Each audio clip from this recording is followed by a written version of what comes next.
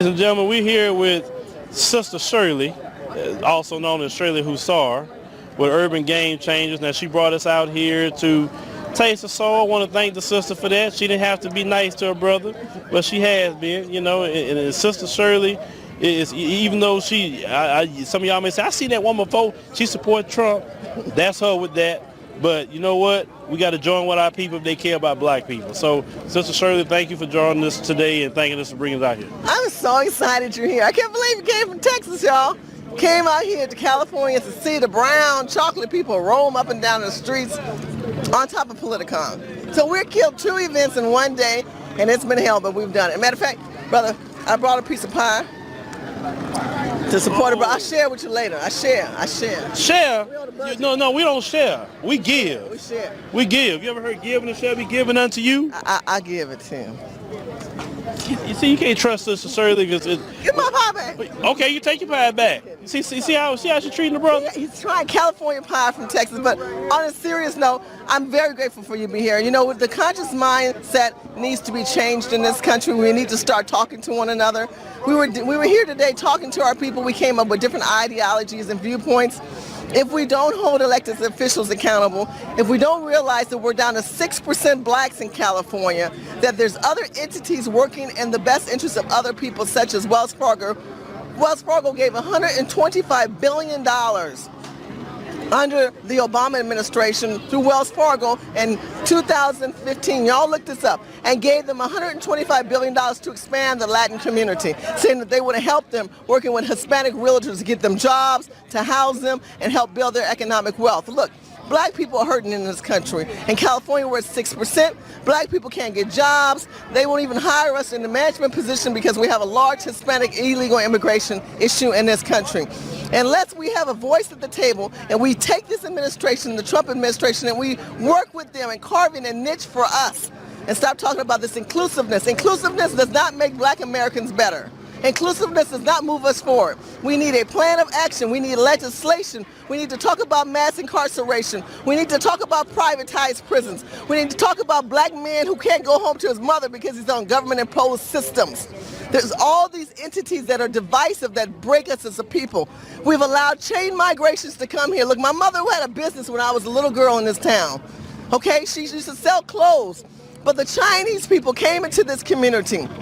The Chinese people came in and they saw what black people were making. We would make t-shirts and necklaces and jewelry. And then they would copy us and go back to China and they would do what they call mass production. They would do import-export. A lot of the older black people didn't know nothing about no import-export. Now fast forward, they're dominating in our communities. They own our gas stations. We used to have gas stations. We used to have markets.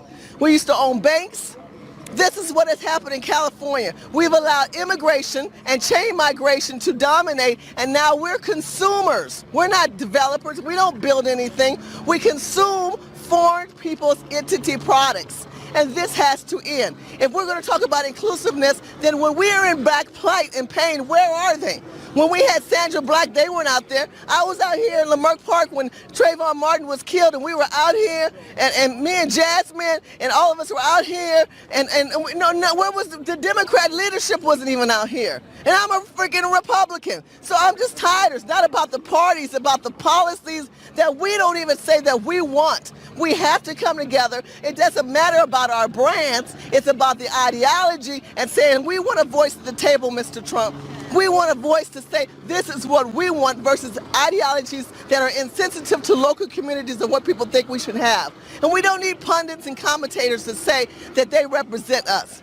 What they need to realize is that we represent ourselves and that we have a voice and we can sit down. We are starting in 2016 the DOS, the Descendants of Slaves, the new black cabinet, where we're going to be talking about things that we should be doing in our own community, just like the Latinos are doing, just like the Native Americans are doing. Do you know that the Native American tribes did an oil treaty deal with Trump in 2017? He sat down and said that he would work an oil treaty deal with the Native Americans, which he did.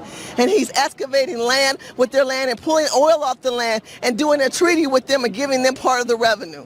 So that takes them to another level. Look what he did for the Jewish community. He helped them saying, hey, they made Jerusalem their main hub of their representation for America? Why aren't we having something carved out for us? And I've already told you what the Hispanics are doing.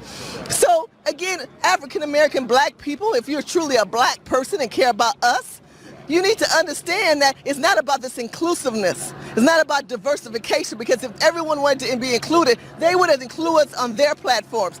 But they're not, and they're not going to. What they're going to continue to do is to act like they're in charge, and you're nothing but a commoditized entity. You're not even a human. That's why black men are being tracked on. Black men right now are being emasculated. There's too many black men who have no black men as an example because they want to keep us more feminine and gay. Did you know that Victoria's Secret used to make bras in the prison system? And they decided they weren't going to do that anymore because they got busted? Did you know that JCPenney's had black men making products in the prison system? See, that we revert back to slavery when we go to jail according to the Constitution. See, all these constitutional laws and all these amendments that could be taking place don't happen. Why? Because we don't stand up for justice and we don't know law. Urban Game Changers holds elected officials accountable as well as ourselves. By going to Urban Game Changers and more of us to get together, me and Phil are going to be talking more town hall meetings, and we may agree or disagree, but Phil is the advocate for the black community. As an African American woman, I can tell you I've already had my DNA when other people are scared. My DNA consists of over 91% African, but yet I can trace my ancestries back to 1854. I am not an immigrant or illegal immigrant. I am a commoditized entity of how my people came here. In 1619 will mark 400 years of African Americans in the state of California, a state of the United States of America. They came here, the war Dutchmen, and landed in Virginia, 20 blacks, Africans, as commodity. They brought him here as slaves, as people who work for free, as humans to do whatever they want. They bred us, they raped us, they tried to tear us apart, and now they're trying to genocide us today. And California is the stepping stool of that genofication. So people wake up. California is failing, and black people are sleeping at the wheel. They're walking in hazes, and they're not aware that we are under attack, and they're trying to use this state and the black people as their platform of the future gentrification of the black generation. So if you're in the South, pray for California, because the minds are lost. They vote the same legislators in office that are doing nothing for black families. The Latino police in California are growing immensely. We do not have black police officers. We have little police officers that stand below our men, and our men have lost their self-esteem. They're pushing us out. You can see the helicopters are hovering. They want us out. They don't want us to have our voices on the table.